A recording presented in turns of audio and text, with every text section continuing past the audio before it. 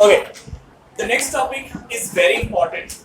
Mohit, it's called a moving coil galvanometer. So what's a moving coil galvanometer? Basically, any galvanometer which we use, they are basically moving coil galvanometers. But इसको छोड़ के और एक galvanometer भी है, that is called tangent galvanometer. Tangent galvanometer next वाला topic में है, अभी नहीं. But ज्यादातर जगह में हम लोग moving coil galvanometer use करते हैं. ठीक है. So what's a galvanometer? काम क्या होता है galvanometer का बताओ? Current detect करता है. कैसे detect करता है current? वो उसमें करंट पास करवाने से उसमें एक निडल होता है, वो डिफ्लेक्ट करता है. We all know this. कैसे? How? थोड़ा ध्यान से सुनो. ठीक है. देखो क्या बोल रहा है, थोड़ा ध्यान से सुनो. एक मूविंग कॉइल गैल्वेनोमीटर जो होता है ना, उसके अंदर भी एकदम जो मोटर हम लोग पढ़े उसके जैसा ही सिचुएशन रहता है, थोड़ा अलग. उसमें जो दो परमानेंट मैग्नेट्स होता है उसका शेप थोड़ा सा ऐसे डिस्टॉर्ट करके रखा जाता है. ठीक है. इसका एक कारण है, एक रीजन है, हम बताएंगे.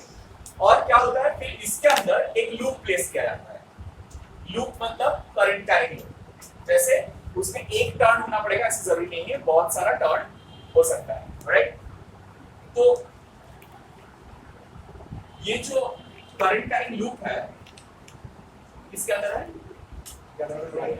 नहीं, ये गैल्वेनोमीटर नहीं है, ये जस्ट एक फील्ड मैग्नेट है. These are just field magnets जिसका नॉर्थ पोल और साउथ पोल यहाँ पर डायरेक्टेड है.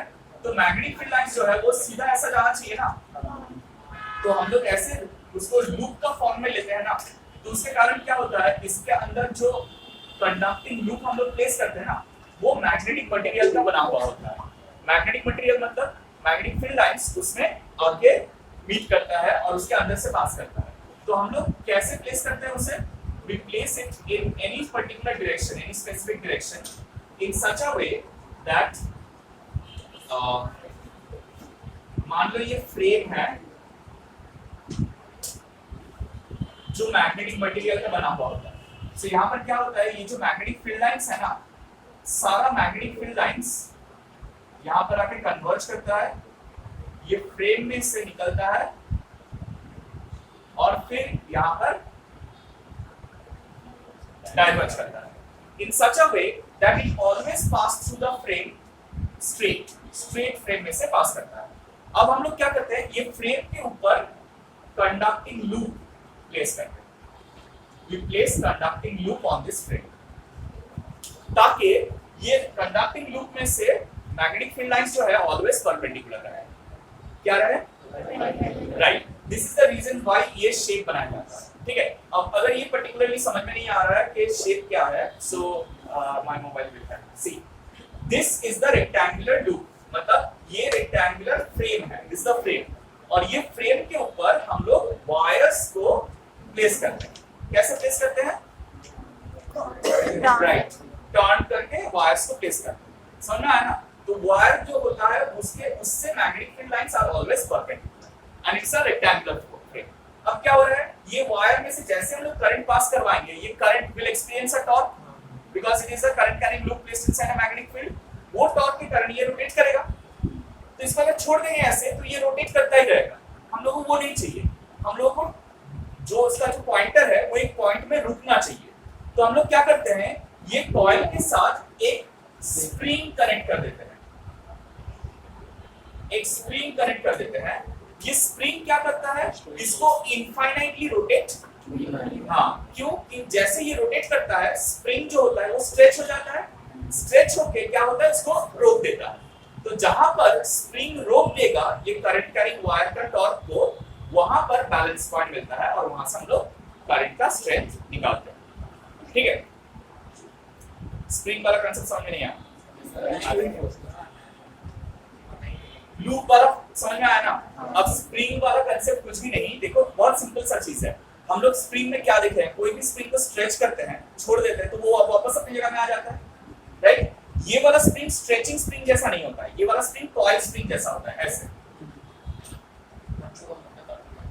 ऐसे कॉइल स्प्रिंग जैसा होता है. जैसे ये चीज रोटेट करता है ना, ये कॉइल क्या होता है, कॉइलिंग हो जाता है. मतलब ये कॉइल जो होता है वो टर्न करने के कारण वो क्या होता है, छोटा हो जाता है साइज में. मतलब as if I don't know, did you ever play with बच्चों का कार उसका जो टॉर्क, हाँ रस्सी डाल के छोड़ देने से चलता है, ऐसा वाला कार भी।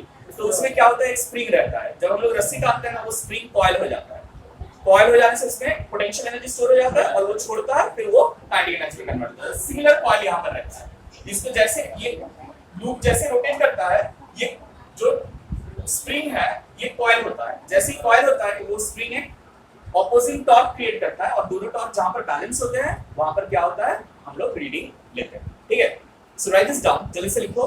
Give the heading moving coil diagram. Diagram draw करने की जरूरत नहीं है, बुक में मिल जाएगा। जस्ट राइट दैट, मतलब डायग्राम समझने में बहुत दिक्कत है। Just right that a coil is suspended through a spring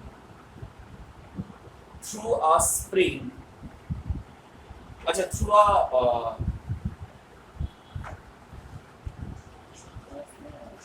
अच्छा ठीक है, through a spring between two field magnets, between two field magnets.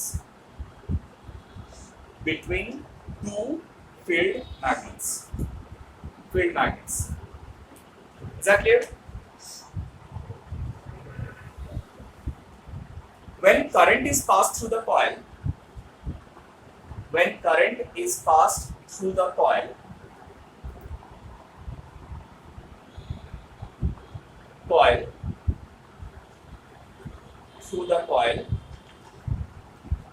it experiences a torque.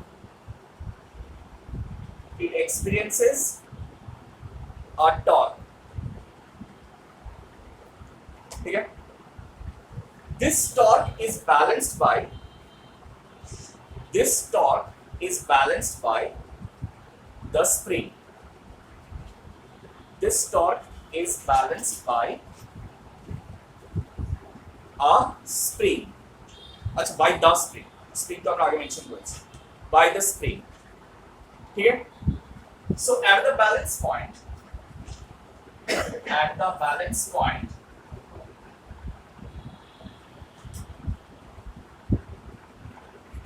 tau b is equal to tau s.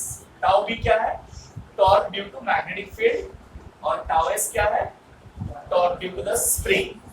ठीक है, this is due to b and this is due to spring, right?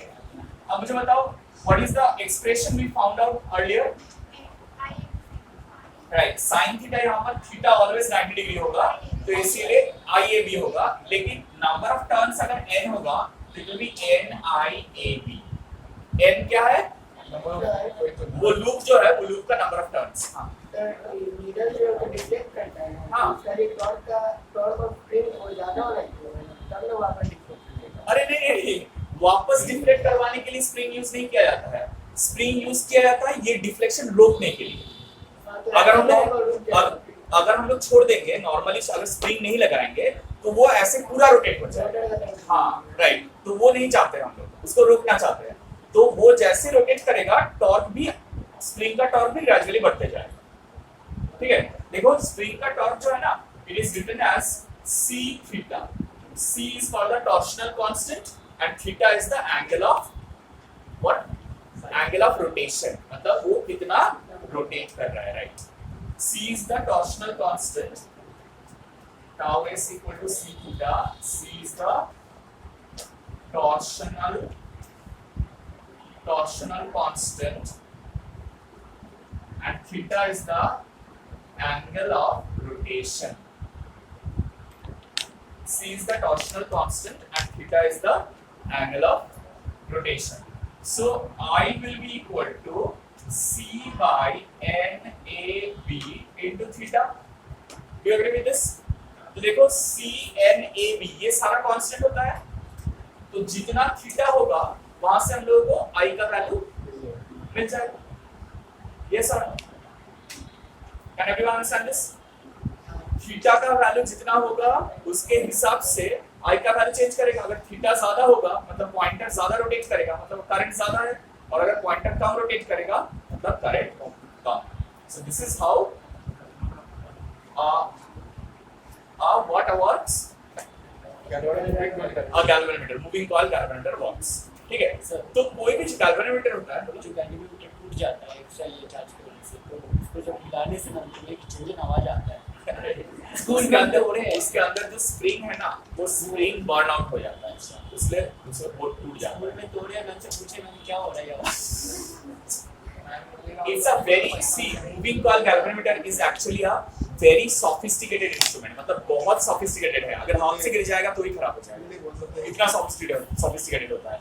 तो इसलिए shunt लगा हम लोग वो तो shunt लगाते हैं उसको सेफ रखने के लिए, लेकिन उसके अंदर जो स्प्रिंग और कॉइल होता है ना वो बहुत मतलब सेंसिटिव कंडीशन में रहता है, तो उसको अगर बहुत जोर से मतलब धक्का लगेगा तो ऑब्वियसली उसके अंदर टूट जाएगा, बचेगा। अब जो बोल रहे हैं थोड़ा ध्यान से सुनिए, I is equal to C by NAB into theta।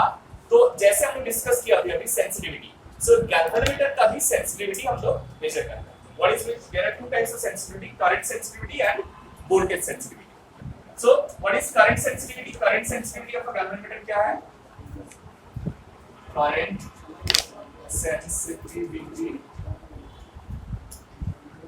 current sensitivity is defined as कि कितना थीटा का वैल्यू कितना टर्न करने से आई का वैल्यू कितना चेंज करेगा, मतलब small change in I will bring out how much small change in theta.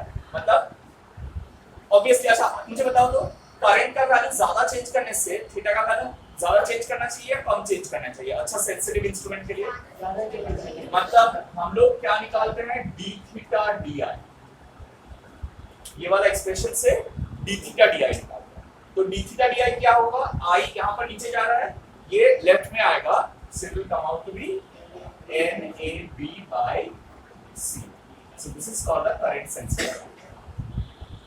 ये d theta di is called the current sensitivity। d theta di is called the current sensitivity। So current sensitivity is NAB by C। जल्दी से बना लो ये quickly। Okay। So current sensitivity के हिसाब से voltage sensitivity, voltage sensitivity क्या है? What is voltage sensitivity? Same ही चीज है, सिर्फ d थीटा di के जगह में d थीटा dB होगा, ठीक है? तो वो कैसे लाएंगे? We know V equal to IR होता है, राइट? सो I के जगह में हम लोग क्या डाल सकते हैं? V by R। तो यहाँ पर V by R डालेंगे तो d theta dV by R, मतलब R ऊपर आ जाएगा। सो ये R इधर लेके आने से d theta dV will be NAB by R into C, मतलब सिर्फ रेजिस्टेंस एक्स्ट्रा आ जाता है। What is R? R is the resistance, okay? R is the resistance। I will mention N is the number of turns, ये थोड़ा लिख लेना। Number of turns, I is the current, A is the area of loop on coil, and B is the field magnetic field।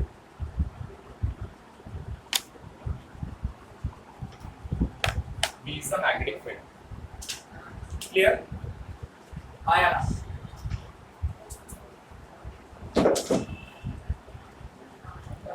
हाँ बोलो।